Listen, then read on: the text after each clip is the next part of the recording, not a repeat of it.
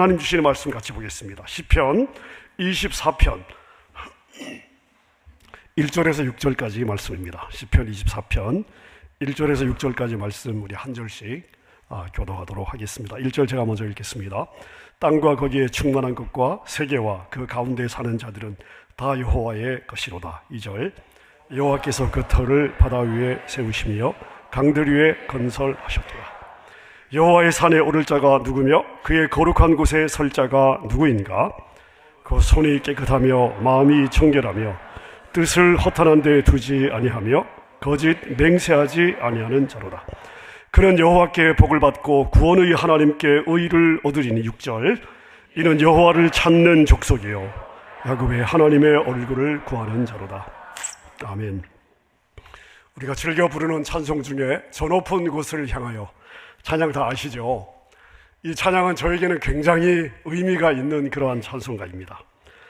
제가 국민학교 6학년 때 시골에서 살다가 저희 큰누님이 서울에 취직을 하시고 저를 이제 서울에서 공부를 시키신다고 서울에 취직을 하시고 저를 데리고 둘이 서울에 올라와서 자취를 하면서 지낸 적이 있습니다.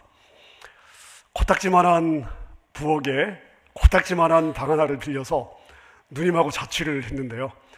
당시 저희 큰누님이 교회에서 반주를 하셨습니다. 그래서 이제 연습을 하려고요. 코딱지만한 방에 풍금을 하나 사가지고 풍금을 하나 들여놓았습니다. 시골에서 올라오니까 시골에서는 산과 바다를 그냥 거의 휘저으면서 골목 대장하면서 제가 정말 산천을 누비면서 지냈는데 서울에 올라오니까 아는 사람도 없고 누님은 직장 갔다가 늦게 오시고 학교를 가면 제 강원도 사투리를 알아듣는 애들도 없고 그래서 홀로 보내는 시간이 많았습니다. 그때 이제 제가 뭘 했냐면요, 찬송가를 딱 펴니까 저 높은 곳을 향하여가 나오더라고요.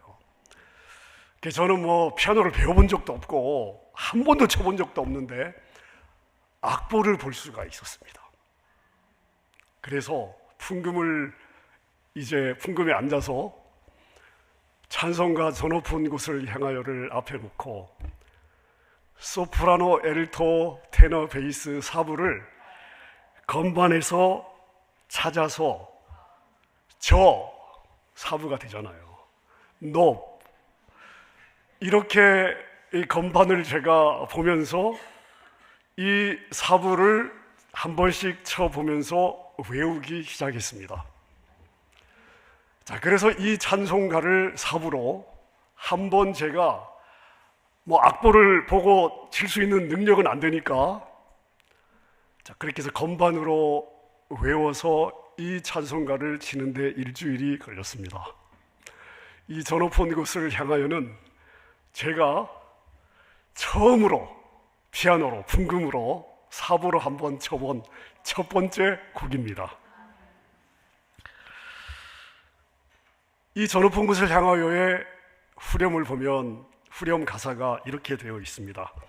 내 주여 내 마음 붙드사 그곳에 서게 하소서. 요즘 우리 바뀐 찬송가는 그곳에 있게 하소서인데 예전 찬송가의 후렴 가사는 그곳에 서게 하소서였어요. 내 주여 내 마음 붙드사 그곳에 서게 하소서. 여러분, 이 찬송가를 지으신 분은 무엇을 사모하고 있는가? 그곳에 서는 것을 사모하고 있습니다. 자, 그곳에 서기 위해서 이 땅에서 어려움도 많고 역경도 많고 유혹도 많지만 주님 내 마음을 붙들어 주셔서 날마다 나를 그곳에 세워 주십시오. 도대체 그곳에 뭐가 있길래요? 후렴 마지막에 보니까 그곳은 빛과 사랑이 언제나 넘치옵니다. 여러분, 우리 신앙인의 삶의 목표는 무엇일까요? 바로 하나님의 거룩한 그곳에 서는 것입니다. 거룩한 것에 대한 소망이 없다면 그것은 우리가 바른 신앙이라고 말하기가 어려울 것입니다. 우리 신앙인들은 어떤 역경이 있어도 어떤 어려움이 있어도 어떤 힘든 일이 있다 할지라도 반드시 우리는 하나님의 그 거룩한 곳에 서야 하는 것입니다. 여기가 우리 신앙의 목표이고 지향점이고 우리가 향해서 걸어가는 목적지가 되는 것이죠. 자, 그럼 우리가 반드시 서야 되는 그곳이 어디일까요?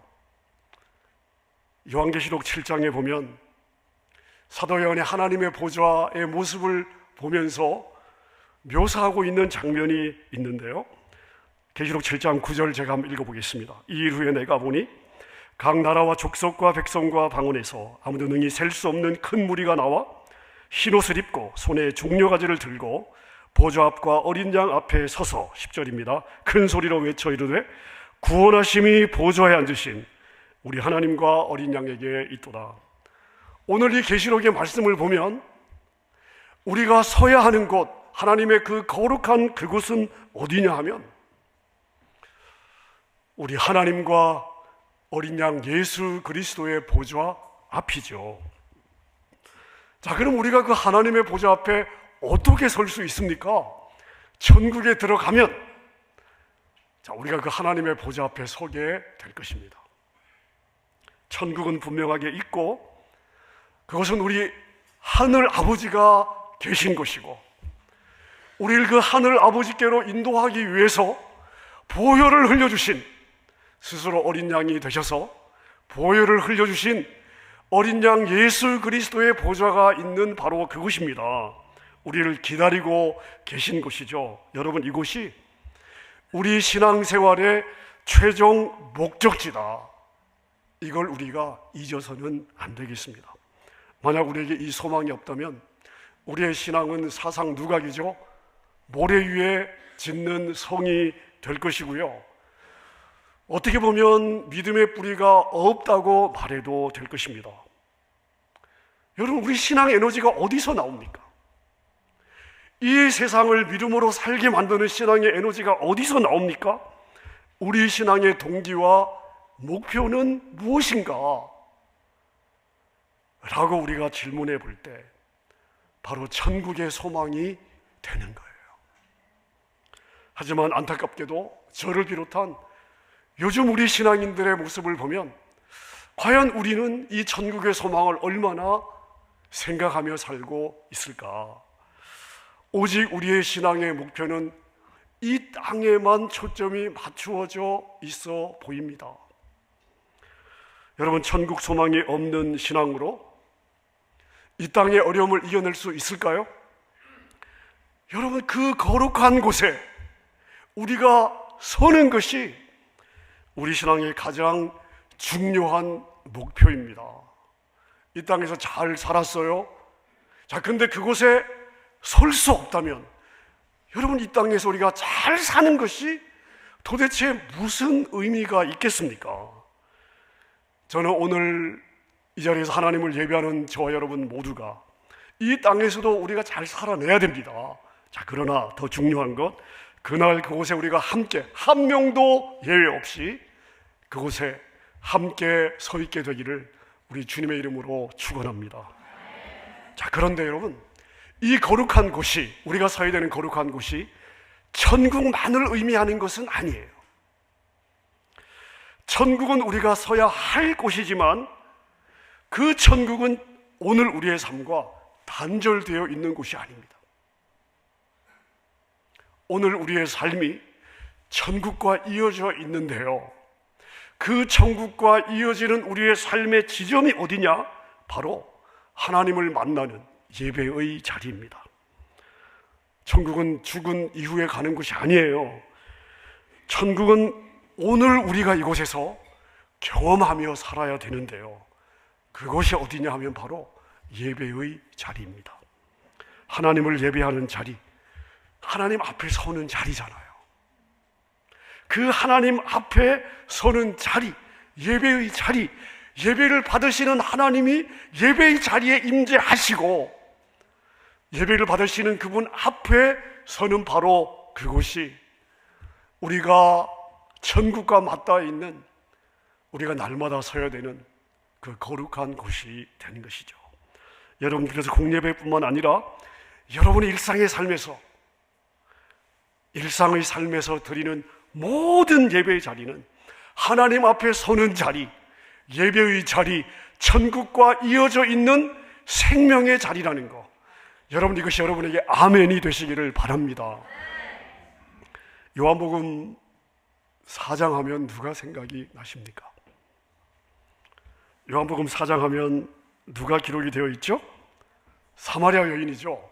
자, 요한복음 3장에는요, 밤에 예수님을 찾아온 니고데모의 이야기가 기록이 되어 있고요, 요한복음 4장에는 사마리아 여인의 이야기가 기록이 되어 있습니다. 우리 예수님께서 예루살렘에서 사역을 마치고 갈릴리로 올라가시면서 사마리아를 들러서 이 여인을 만나셨어요.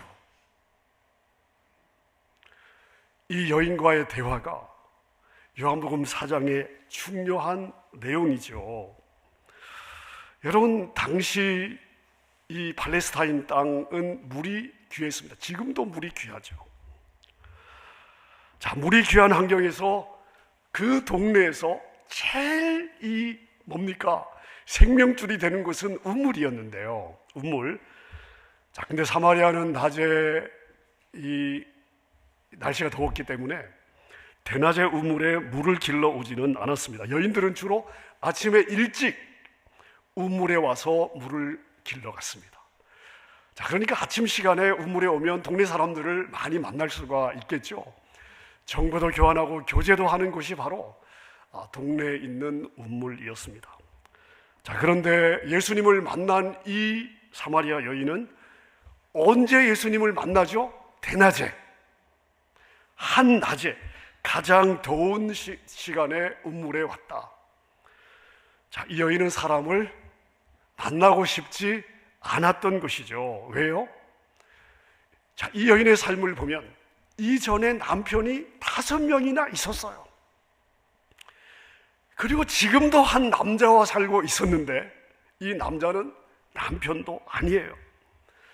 자, 그런데 이 사마리아 여인과 예수님의 대화가 전개되는 것을 쭉 보면 어느 시점이 딱 되었을 때 예수님께서 잔인할 정도로 여인의 아픈 부분을 치고 들어가십니다. 너의 남편을 데리고 와라. 너의 남편을 데리고 와라. 여러분, 지나간 남편이 5이었어요. 현재는 남편이 아닌 남자와 함께 살고 있는 여인에게 남편을 데리고 와라. 여러분, 이 예수님의 요구는 어떤 의미였을까요? 이 여인에게 도대체 어떻게 다가갔을까요?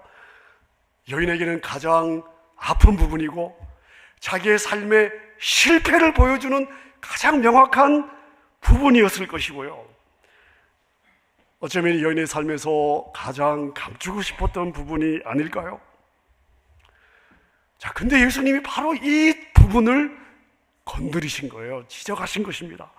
자, 그런데 이 대화를 통해서 이 여인은 예수님에게 마음을 열게 됩니다.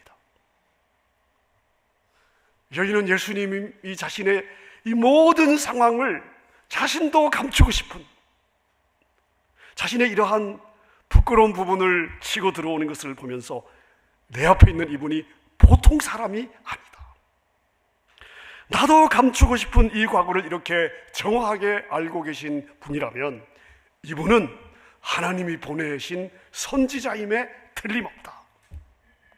자, 예수님에 대해서 이 여인의 마음이 열리면서 이 여인의 내면에 있었던 질문이 터져나오기 시작하는데, 자, 이 여인이 예수님께 던진 질문이 무엇이죠? 우리 조상들은, 우리 사마리아인, 우리 조상들은 이 산에서 예배했는데, 자, 이 산은 어떤 산이죠? 사마리아에 있는 그리심 산입니다. 우리 조상들은 이 산에서 예배했고 이곳에서 예배해야 한다고 말하고 있는데, 당신들 유대인들은 예배할 곳이 예루살렘에 있다고 말하지 않습니까? 어디가 맞습니까? 어디에서 예배해야 됩니까? 자, 이 질문을 예수님에게 던지죠. 여러분, 지금 이 여인이 예수님께 예배의 장소에 대해서 질문을 하고 있는 것일까요? 아니죠. 여러분, 이 여인은요, 지금 삶의 방향성을 잃고 있습니다. 삶의 길을 잃어버렸어요. 방황 중에 있습니다. 이 여인의 영혼은요, 어느 곳에서도 지금 정착하지 못한 방황 가운데 있습니다. 따라서 이 여인의 질문은 어떤 의미냐면, 내가 하나님께 돌아가려면, 나의 이 공허한 마음을 채우려면 도대체 어디로 가야 합니까? 어떻게 해야 됩니까? 하는 그러한 질문이죠. 내변 깊은 곳에서 던지는 질문입니다. 장소를 묻고 있는 질문 같습니다만 실제로는 나 같은 인생도 하나님께 받아들일 수 있습니까? 받아들일 수 있다면 나는 어떻게 하나님께 나아가야 됩니까? 하는 질문을 지금 이 여인이 하고 있는 것이죠. 자, 이때 예수님은 뭐라고 대답을 하십니까? 요한복음 4장 23절, 잘 아는 말씀이죠. 우리 한음성을 한번 읽어보겠습니다. 시작.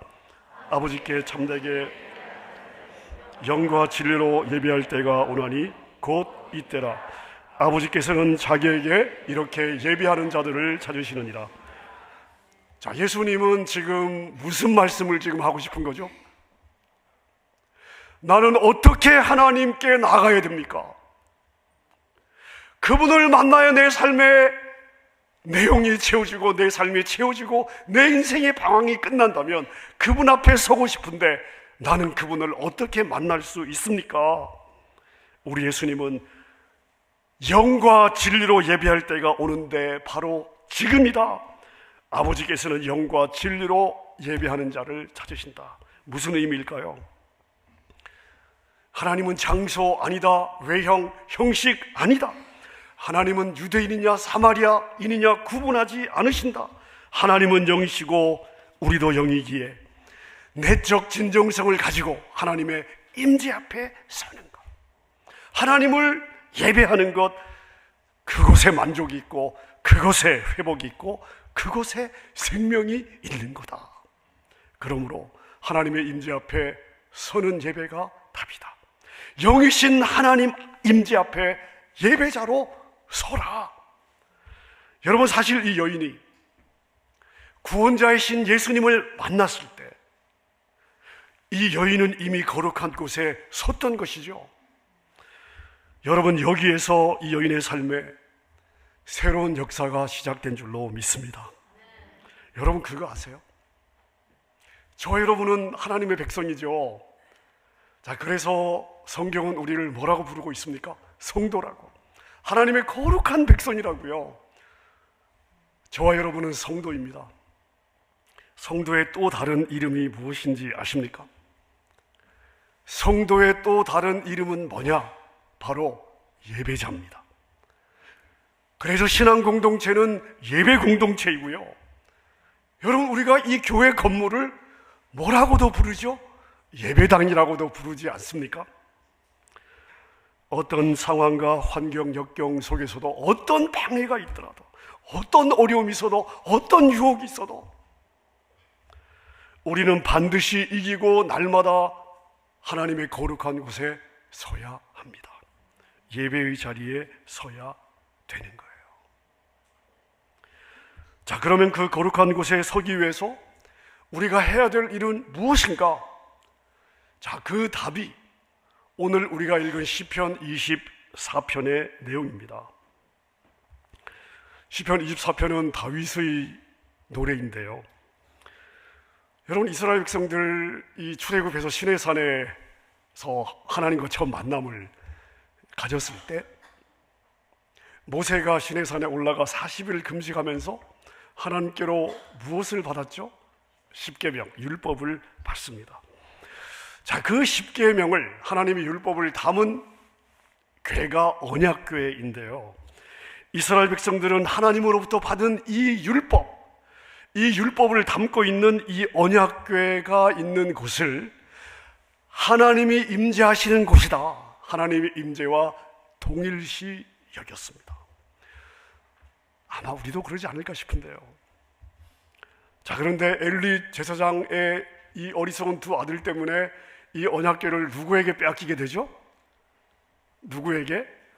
자, 블레셋과의 전쟁에서 이 언약궤를 블레셋에게 빼앗기게 되는데, 자, 언약궤를 빼앗은 블레셋 사람들이 처음에 얼마나 환호를 했습니까? 블레셋의 신들이 이스라엘의 하나님을 이겼다고요. 자, 그런데 언약궤를 놓는 곳마다 재앙이 임합니다. 아, 이게 우연이 아니구나. 이걸 깨달은 블레셋 사람들이 이 언약궤를 다시 이스라엘에게 돌려보내죠. 그래서 이 언약궤가 누구의 집에 있었느냐 하면 처음에 아비나답이라고 하는 사람의 집에 있었습니다. 자, 사울 왕이 죽었어요. 다윗이 이제 이스라엘의 새로운 2대 왕이 되면서 헤브론, 예루살렘을 수도로 결정을 했는데요. 수도로 결정을 하면서 다윗이 이 언약궤를 이제 예루살렘으로 옮겨 오려고 시도를 하죠. 사무엘하 6장에 보니까 다윗이 이 언약궤를 옮기기 위해서 군사 3만 명으로 호위를 하고, 자, 그런데 옮기는 과정에서 사고가 발생을 했습니다. 아비나답의 아들 우사가 죽임을 당했어요. 자, 다윗이 이 사건으로 언약궤를 옮기는 것을 잠시 포기한 사이에 이 언약궤가 누구의 집에 있게 되었냐 하면 오벳 에돔이라고 하는 사람의 집에 있게 되었습니다. 자, 여러분, 이 전체 스토리가 사무엘하 6장에 다 기록이 되어 있는데, 언약궤를 이 두고 있는 오벳 에돔의 집에 하나님이 엄청난 복을 부어주신 거예요. 이 소식을 들은 다윗이 용기를 갖죠. 그래서 다시 언약궤를 모셔오는데요, 오벳 에돔의 집에서 이 언약궤를 예루살렘으로 옮기는 다윗의 마음이 너무 좋았습니다.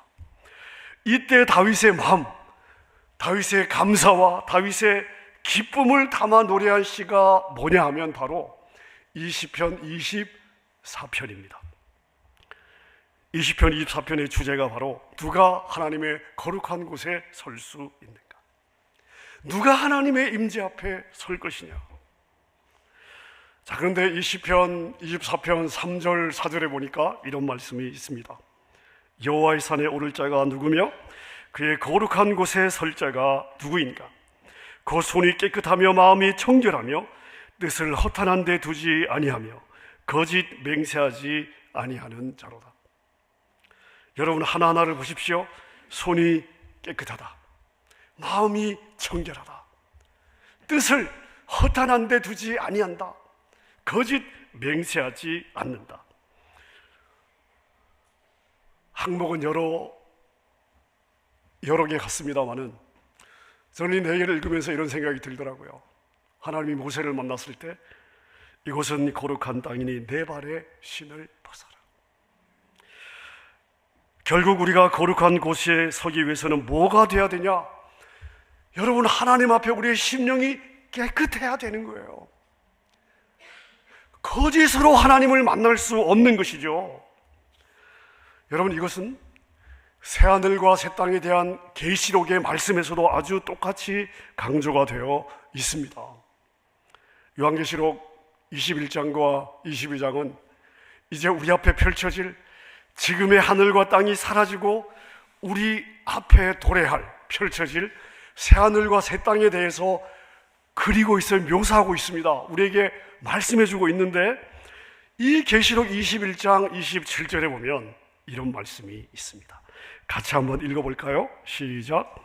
무엇이든지 속된 것이나 또는 거짓말하는 자는 결코 그리로 들어가지 못하되 오직 어린 양의 생명책에 기록된 자들만 들어가리라. 아멘. 여러분, 우리의 행위로 노력으로 깨끗해질 수 있습니까? 우린 도대체 얼마나 발버둥을 치면 주님이 받아주실 만큼 깨끗해질 수 있을까요? 여러분, 우리가 몸부림친다고 과연 깨끗해질 수 있을까요? 형제를 향해서 나가라고, 아유 저 미련한 놈 하는 마음만 품어도 그 말만 해도 천국에 들어갈 수 없다고까지 말씀을 하신 그 우리 하나님의 기준에 우리가 어떻게 과연 우리의 노력으로 맞출 수가 있을까요? 여러분, 우리를 깨끗하게 할 것은 예수의 보혈밖에 없는 줄로 믿습니다. 그래서 계시록 21장 27절 오늘 말씀을 보니까 오직 어린 양의 생명책에 기록된 자들만 들어가리라. 아멘입니까? 여러분, 예배의 자리도 마찬가지입니다. 예배는 하나님을 왕으로 인정하는 믿음의 행위죠. 예배는 하나님이 나의 왕이십니다. 예수 그리스도가 나의 구원자입니다. 오직 예수 그리스도의 보혈만이 나를 하나님 앞에 세울 수 있습니다. 여러분, 이게 고백되는 사람들이 이게 감사해서 하나님의 보좌 앞에 서서 그 하나님과 어린 양 예수 그리스도를 찬양하고 높이는 믿음의 행위예요. 여러분, 이게 예배입니다. 하나님의 거룩한 곳에 서는 시간이죠. 예배의 시간입니다.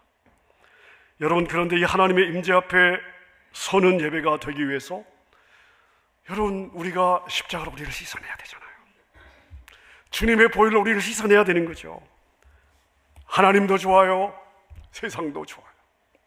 하나님도 좋아요, 바알과 아세라도 좋아요. 어떤 신이든지 나에게 복만 주면 나는 땡큐예요. 만약 우리가 이런 마음으로 오늘 이 자리에 있다면, 여러분, 오늘 우리가 그 마음으로 이 예배 자리에 있다면 하나님의 우리의 예배를 과연 받으시겠는가? 여러분, 그런 마음에 하나님의 임재가 있을 리가 없습니다. 9월이 지나고 10월에 접어들면서, 그리고 이제 11월 중순이 지나가고 있는데요. 여러분, 이 10월, 11월은 추수의 계절이 아닙니까?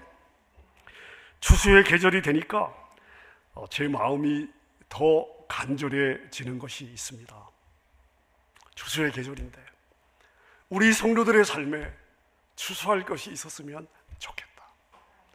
제가 받는 기도의 제목들은 다 어려운 삶의 부분인데요. 지난 한 해 동안 추수할 것이 설사 없었다 할지라도, 우리의 삶에 채워지지 않았던 어떤 결핍이 있었다 할지라도, 하나님, 이 추수의 계절에는 하나님이 부어주시는 복과 은혜가 우리 성도들의 삶에 채워지면 좋겠습니다. 여러분, 이게 정말 이 10월로 접어들면서 제 마음에 너무 간절해지더라고요. 추수할 것은 우리 주님이 주셔야 되는 거죠. 우리의 삶에 필요한 결핍은요, 주님이 채워주셔야 되는 거죠. 여러분, 우리는 하나님의 복과 은혜가 없이는 한순간도 버티기 어려운 존재들이 아닙니까? 자, 근데 우리 하나님은 누구에게나 막 뿌려주시는 분이 아니시죠. 하나님이 주목하시는 한 사람이 있습니다. 예배자예요. 우리가 참된 예배자로 주님 앞에 설 때 하나님은 하늘의 문을 열어주시고 부어주시는 줄로 믿습니다. 하나님이 주목하는 한 사람은 바로 예배자예요. 여러분, 우리가 예배자로 주님 앞에 섰을 때 태산 같은 문제가 내 앞에 놓여 있다 할지라도 내가 혼자가 아니구나, 나를 도우시는 하나님은 나의 어떤 태산 같은 문제보다 크신 분이시구나. 여러분, 우리가 예배자로 서야 그게 보이는 거 아닙니까?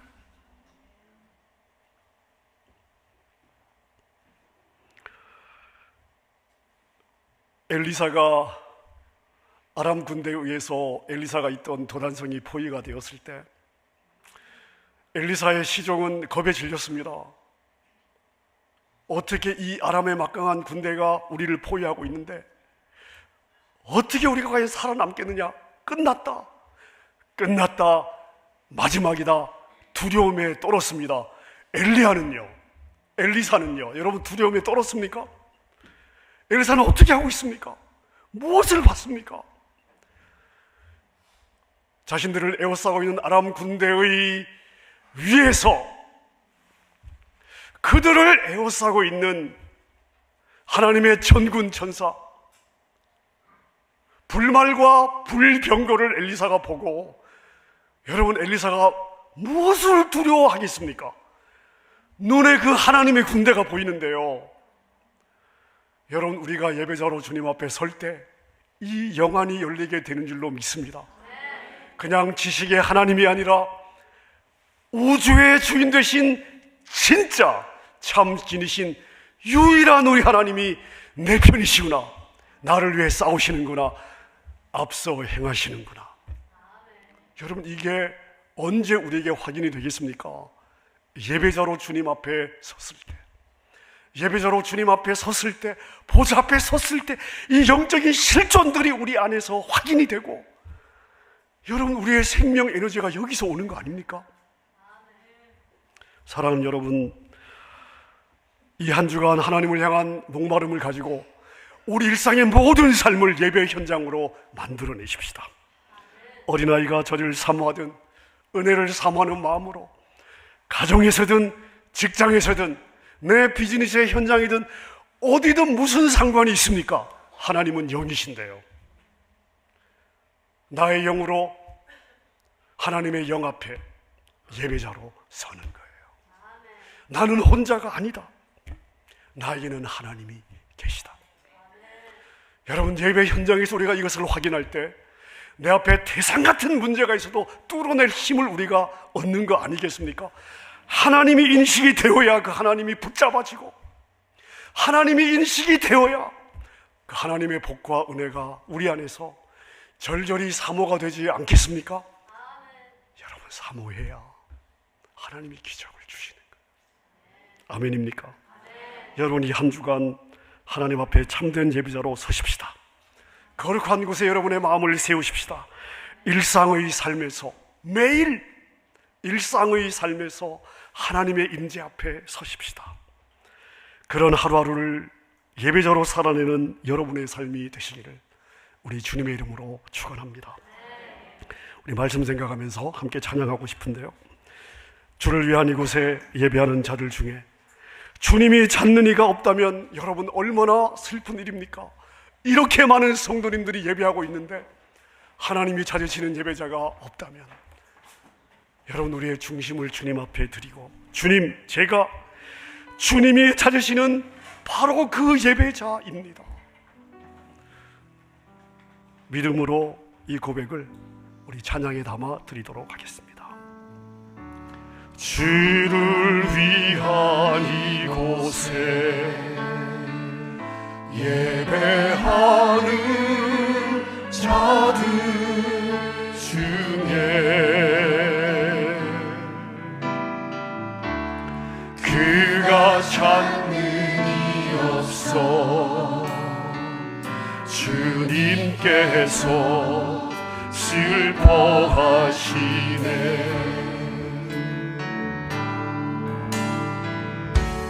주님이 찾으시는 그 한 사람, 그의 예배자, 내가 그 사람 되기 간절히 주께 예배하네. 주를 위한 이곳에, 주를 위한 이곳에 예배하는 자들 중에 그가 찾는 이로써 주님께서 슬퍼하시네.